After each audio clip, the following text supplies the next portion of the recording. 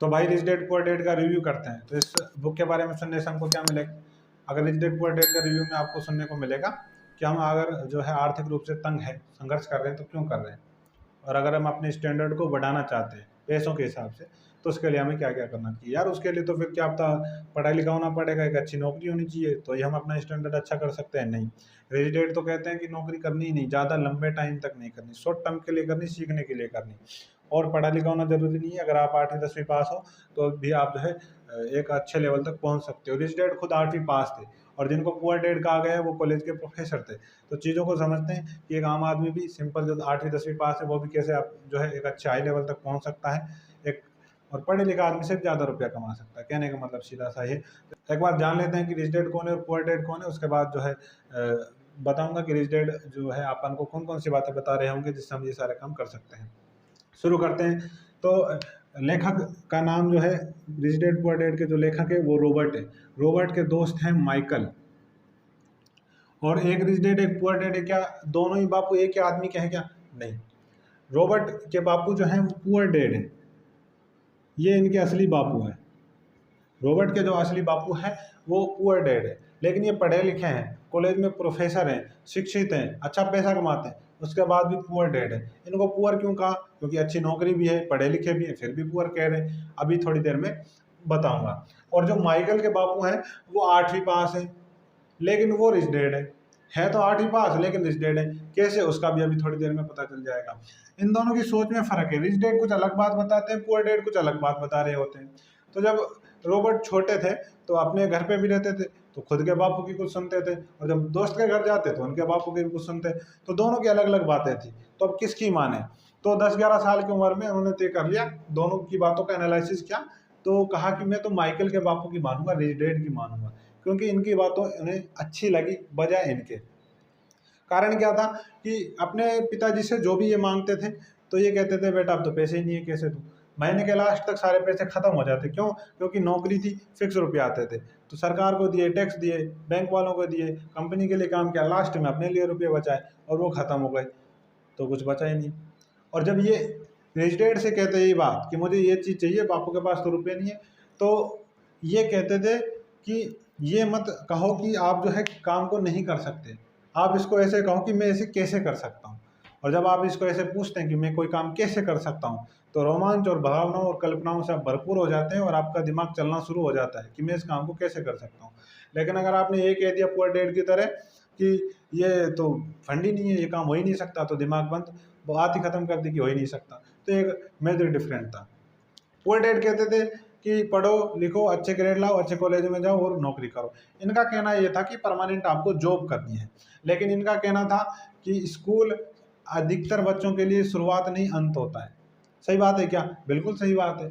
आप जो है नीट का एग्जाम देख लीजिए, कोई भी एग्जाम देख लो, उसका सिलेक्शन रेशो 1% होता है। 1000 पद होते हैं, 1 लाख फॉर्म भरे जाते हैं, तो 99,000 लोग असफल हो गए।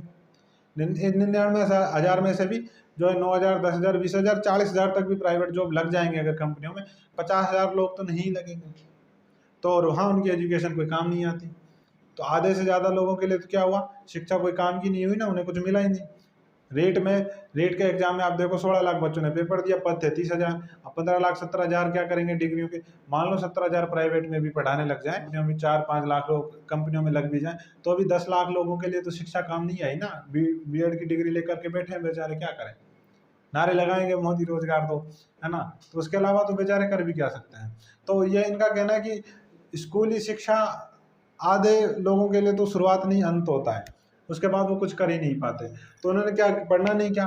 तो ये रिच डैड क्या कहना चाहते हैं कि पढ़ना बंद कर दें? नहीं, पढ़ना है, साक्षर होना है, साक्षर तो होना है, लेकिन कैसे? वित्तीय रूप से। ये कहते हैं कि कोई व्यक्ति हो सकता है अपने पैसे में सफल हो, शिक्षित हो, लेकिन वित्तीय रूप से निरक्षर हो।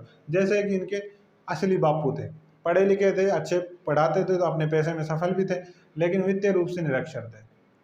हिसाब किताब कैसे करना है, पैसों का सही उपयोग कैसे करना है, बापू को नहीं आता था। महीने के लास्ट में रुपए खत्म हो जाते थे, आर्थिक तंगी हमेशा रहती थी। लेकिन ये 8वीं पास आदमी के घर में कभी आर्थिक तंगी नहीं थी, क्योंकि इनके पास क्या था? वित्तीय साक्षरता थी। तो हमारे पास कैसे आएगी? मेन बात तो ये है ना कि हमारे पास कैसे आएगी। तो रॉबर्ट ने यही क्वेश्चन किया एक दिन, 10-11 साल की उम्र में ही थे, तो उन्होंने पूछ लिया एक दिन कि कोई आदमी अमीर है तो अमीर क्यों है, गरीब है तो गरीब क्यों है, हम अपने स्टैंडर्ड को कैसे बढ़ाएं। तो रिच डैड ने कहा कि संपत्ति और दायित्व में फर्क नहीं पता, इसलिए कोई कोई गरीब है और कोई कोई अमीर है। तो संपत्ति और दायित्व क्या होता है भाई, चलो उसको भी थोड़ा सा 1 मिनट सुन लेते हैं। तो संपत्ति और दायित्व, तो जो हमारे आय में वृद्धि कर दे वो तो हो जाएगी संपत्ति, और जो हमारे खर्चे बढ़ा दे वो हो जाएगा दायित्व। ठीक है क्या? ये 2 डब्बे बना दिए मैंने। जो हमारे खर्चे बढ़ाता है वो तो हो जाएगा दायित्व, और जो हमारे आय में वेतन में वृद्धि कर देगा वो हो जाएगा संपत्ति। संपत्ति को इंग्लिश में कहते हैं एसेट्स, अगर कोई इंग्लिश मीडियम का समझ में नहीं आएगा। दायित्व को कहते हैं लाइबिलिटीज। ठीक है क्या? हाँ, तो हमारे जैसे जो लोग होते हैं 80% लोगों की जबान श्रेणी में आते हैं। तो जैसे कुछ एग्जांपल लेता हूँ मैं, मकान हो गया, कार हो गई, मोटरसाइकिल हो गई, तो ये सारी चीज़ें और भी जितनी भी चीज़ें हो सकती हैं उनको हम संपत्ति मानते हैं। बात सही भी, संपत्ति तो है। अगर मैं अपनी कार को बेच दूं, मकान को बेच दूं, तो मुझे कुछ रुपये मिलेंगे, तो रुपये मिल रहे, संपत्ति है तो सही मेरी? नहीं, इसको हम संपत्ति नहीं मानना। किसके हिसाब से? रिच डैड के हिसाब से। ये क्या कहते हैं कि संपत्ति वो होगी जो हर महीने हमारे खाते में रुपये डाल देगी, और दायित्व जो हर महीने हमारे जेब से रुपये निकाल देगी। तो मकान, कार, मोटरसाइकिल, ये सारी चीज़ें तो खर्चे करवाती है, हमारी जेब से हर महीने रुपये निकालती है, बिजली का बिल, पेट्रोल, डीजल, वो सारा खर्चा। तो खर्चे बढ़ाने वाली चीज़ें दायित्व होगी। इसका मतलब मकान, कार, मोटरसाइकिल क्या हुआ? दायित्व है, ये संपत्ति नहीं है हमारी, है ना। तो इसके लिए इनको दायित्व में रखना। और संपत्ति क्या होगी? जो ऐसी कोई भी चीज़ जो हमें वहाँ जाना भी ना पड़े और हर महीने हमारे खर्चे, हमें हर महीने हमारी जेब में रुपये डाल दे। नौकरी के अलावा, तो जैसे हम नौकरी करने जाते हैं, तो नौकरी में तो डेली जाएंगे तो पैसे मिलेंगे, और जिस दिन हमने छुट्टी कर ली उस दिन की सैलरी हमारी कट जाती है, वो बात हो जाती है। तो हमें जाना भी ना पड़े जैसे नौकरी करने जाते हैं, और पैसा भी मिल जाए हर महीने, कोई ऐसी चीज़, वो हो जाएगी हमारी संपत्ति।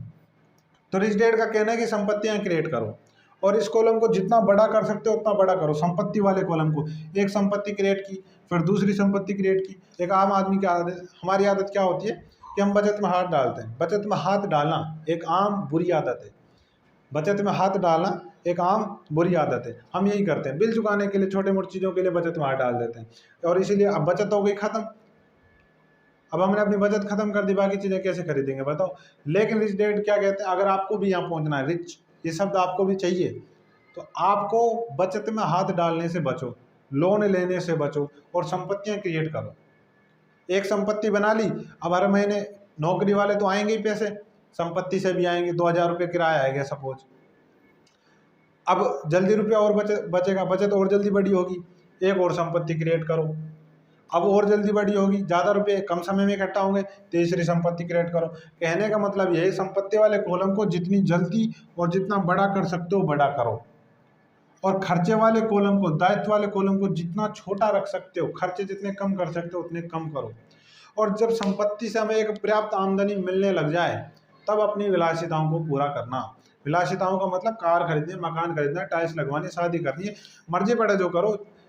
लेकिन कब? जब संपत्ति से एक हमें इतनी आमदनी मिलने लग जाए, पर्याप्त आमदनी संपत्ति से मिलने लग जाए, तब हम अपने विलासिताओं को पूरा कर सकते हैं। पहले नहीं करना। 2 लाख इकट्ठे, 2 लाख बचत हुई, 2 लाख उधार ले ली, 4 लाख की कार खरीद लाए, तो अब कर्जे में फंस गए।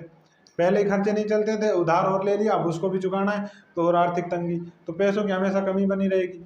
लेकिन अगर हम अपनी संपत्ति से अपने रुपये, विलासिताओं को पूरा करेंगे, तो नौकरी वाले पैसे तो कहीं नहीं जा रहे, तो उनकी बचत तो है ही सही। तो ये सारी चीज़ें हैं। और नौकरी नहीं करनी, रिच डैड कहते हैं कि नौकरी नहीं करनी, परमानेंट नहीं करनी। क्या? ऐसा नहीं है, नौकरी करनी है लेकिन शॉर्ट टर्म के लिए। नौकरी करनी तो है लेकिन शॉर्ट टर्म के लिए करनी है। तो बोले यार शॉर्ट टर्म का करने के लिए, शॉर्ट टर्म के लिए करेंगे तो पैसा कहाँ से कमाएंगे? मैंने 4 साल 5 साल कर ली नौकरी, तो इसमें तो मैं थोड़ा सा इकट्ठा कर पाऊंगा, तो उसमें मैंने नौकरी करके क्या उखाड़ लिया भाई? तो उखाड़ने के लिए की नहीं थी, मैंने सीखने के लिए की थी। तो रिच डैड कह रहे हैं कि आपको नौकरी सीखने के लिए करनी है, पैसे के लिए नहीं करनी। रिच डैड कहते हैं कि आज अगर आपको ये शब्द चाहिए रिच, तो आप सीखने के लिए काम करो। और अगर आप जिंदगी भर जो भी करना चाहते हो, 40-50 साल नौकरी पे बिताना चाहते हो, तो आप पुअर डैड की श्रेणी में आ ही जाओगे। खैर उसमें तो कोई बड़ी बात है ही नहीं, है ना। तो ये कहते थे कि परमानेंट जॉब करो, ये कहते थे ये नौकरी पे जोर देते थे। इनका मकसद नौकरी था, इनका मकसद सीखना था। ये कहते थे ज़िंदगी भर आप नौकरी करो अच्छी, ये कहते थे सीखने के लिए काम करो, जब सीख जाओ छोड़ दो, फिर अपना शुरू कर दो और ज़्यादा से ज़्यादा एसेट्स क्रिएट करो जिसमें आपको काम ना करना पड़े और आपका रुपया आता जाएगा। अब चाय बेच करके 3 करोड़ का टर्नओवर कमा लिया, और ये एक एमबीए चाय वाला एक नहीं है, चाय सुट्टा बार वाला भी है, उसने 100 करोड़ का टर्नओवर कर दिया। चाय बेच करके कोई 3 करोड़ कमा रहा है, कोई 100 करोड़ कमा रहा है कि नहीं? तो ये सारी चीज़ें हो सकती हैं। तो अब चाय बनानी तो हम सबको आती है, जितने भी लोग सुन रहे होंगे ना सबको चाय बनानी आती होगी, लेकिन 3 करोड़ कमाना, 100 करोड़ कमाना, करोड़ों रुपए कमा रहे हैं लोग चाय बेच करके, वो हमने नहीं सोचा। और जो 3 करोड़ का टर्नओवर कर रखा है ना जिसने, उसने ठेली से शुरुआत की थी। 15,000 रुपये मंगाए थे फीस के, कॉलेज के फीस के 15,000 रुपये मंगवाए थे। उसकी फीस तो भरी नहीं कॉलेज की, ठेली लिया है, केटली लिया है, बर्तन लिया है, चाय बेचनी शुरू कर दी। और उसमें अपना दिमाग लगाते गए कि लोगों को कैसे अट्रैक्ट करूं, और 3 करोड़ तक का टर्नओवर कर दिया। यही चाय सुट्टा बार वाले ने किया, चाय बेचना शुरू किया, वो 100 करोड़ तक का टर्नओवर ले गया। तो ये सारी चीज़ें, तो आप पैसा कहीं से भी कमा सकते हो। तो संपत्ति क्रिएट करना सब, इसके लिए आप जो है, और एक जो रिच डैड जो बात बताते हैं कि पैसा आपकी समस्याओं को नहीं सुलझाएगा। आप अगर ऐसा सोचते हैं कि मेरे पास पैसा होगा तो सारी समस्याएं निपट जाएंगी, ऐसा नहीं है। समस्याएं जो सुलझाती है वो हमारी बुद्धिमत्ता होती है, बुद्धिमत्ता हमारी समस्याओं को सुलझाती है, पैसा नहीं सुलझाता। तो बुद्धि में विकास करना, तो बुद्धि में विकास करने के लिए क्या करना? किताबें पढ़ना। साहब हम तो इतने पढ़े लिखे नहीं है, ये किताब पढ़ लें, कहाँ से लाएं और कौन बताएगा कि अच्छी अच्छी किताबें कौन सी होती है? यूट्यूब पे वीडियो तो देख ही सकते हो, आपको आजकल इंटरनेट का ज़माना है, सब कुछ मिल जाएगा। और क्या, और कुछ नहीं कर सकते तो एक अच्छे पढ़े लिखे समझदार आदमी के पास जाकर के बैठ जाओ। आधा घंटा एक अच्छे व्यक्ति के पास बैठना मतलब 2 किताबें आपने पढ़ ली। आधा घंटा एक अच्छे व्यक्ति के पास बैठे, उनकी बातें सुनी हमने, तो इसका मतलब हमने 2 किताबें पढ़ ली। तो ये काम तो कर ही सकते हैं कि अपने आसपास जो है अच्छे लोगों से मिले, अच्छे लोगों से बात करें, उनकी सुने, उनको अपने जीवन में उतारें, उनको अपना आदर्श माने, तो भी हम जो है आगे सफल हो सकते हैं। तो ये सारी चीज़ें करना। आप देखो कल्पनाशीलता के आधार पर ही स्नैपचैट हो, उबर हो, फेसबुक हो, 30 साल से कम उम्र, 30 साल की उम्र भी नहीं हुई, अब वो जिंदगी भर ना भी कमाए तो इतना रुपया कमा चुके हैं। उनकी आने वाली 10 पीढ़ियाँ मौज करेंगी, इतना रुपया कमा लिया और अभी उनकी उम्र 30 साल भी नहीं हुई। एक वो चीज़ है, उन्होंने उन्होंने ये सब कुछ अपनी कल्पना और अपनी सोच पर किया। थिंक एंड ग्रो रिच, सोचो और अमीर हो जाओ, सोचा तो ही तो किया।